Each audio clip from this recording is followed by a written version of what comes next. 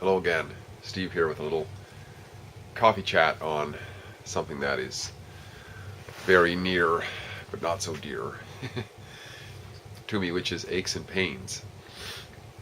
You may notice a little bit of sniffle there.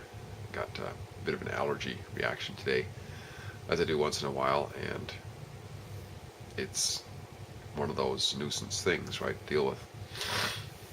Now, I just, and the double whammy was that a few days ago I picked up a big bucket of paint in kind of the wrong direction and tweaked a muscle in my lower back, and that's always kind of a nuisance because when you tweak a muscle, now I'm not an expert on this, but this is my sense on it from what I understand. Tweak a muscle, that's quite critical. What happens in order to function, as I understand it, is that other muscles come into play and have to overwork to try to take the place of or support the injured muscle, and therefore the pain can kind of seem to spread because the whole area is under stress in a way. Now, I would say there's basically two types of aches and pains in a way.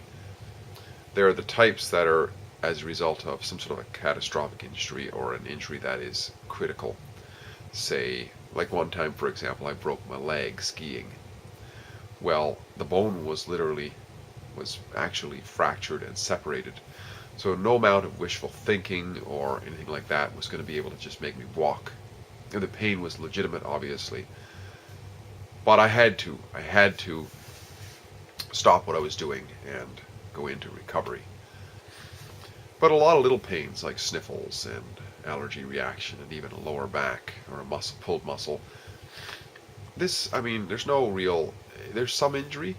So I would say that mainly it's about taking it easy and being aware, but realizing that, we still can work with what we have for the day. Today, for example, with all of that, with that lingering reaction,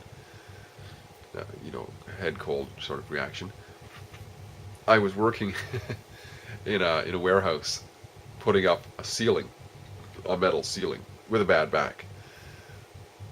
So this took some creative posturing.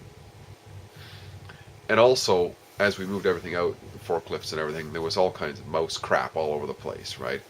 And me and mouse crap do not get along. You get mice near me and it makes it worse. I just flare it up. Don't like them. My body, for some reason, is saying, whoa, get away from mouse crap. So, with moving that around, obviously breathed some in, made the reaction worse. Sneezed like a million times today. Bending over like somebody, 40 years older than myself, picking up things in a very different, contorted way to once again guard against the injured muscle. But was able to do it.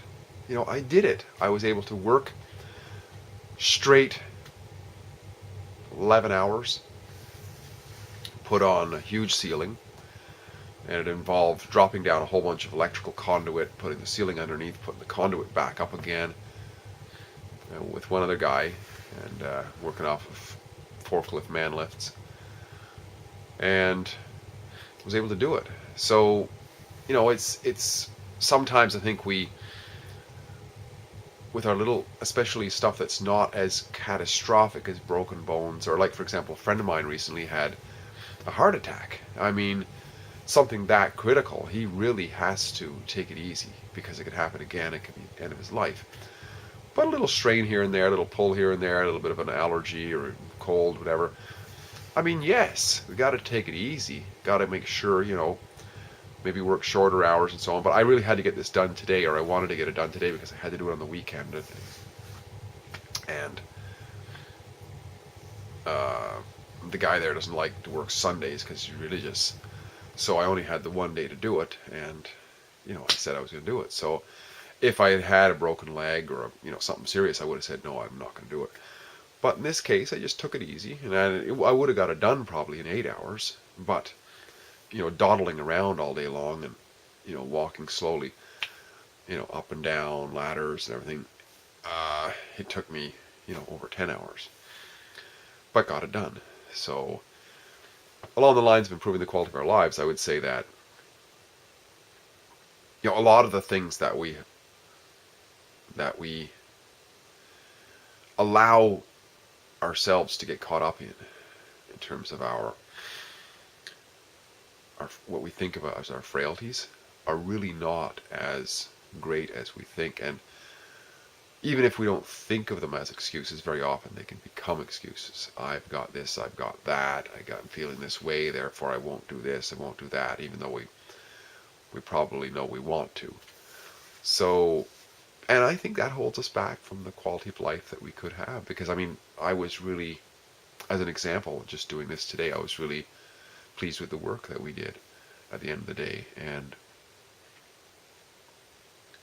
I wouldn't have been pleased with it if I had just slept in and drank NyQuil or Dayquil all day and took, I don't know, aspirins or something.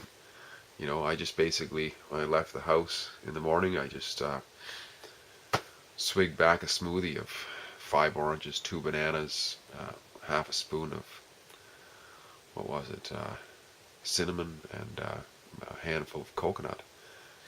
Blended it all up and drank that back, and it's like 700, 800 calories, just boom. And it just kept me going, and all those vitamins and everything just fresh, right? I don't know if that makes a difference really, but I bottom line, that's that's a diversion from what I was really talking about. What I was really talking about was that I would say there are 2 main types of aches and pains, which are the ones that are really serious. They're life and death, or you're going to do more injury guaranteed, like trying to walk on a broken leg or trying to work after having a serious heart attack. These sorts of things, right?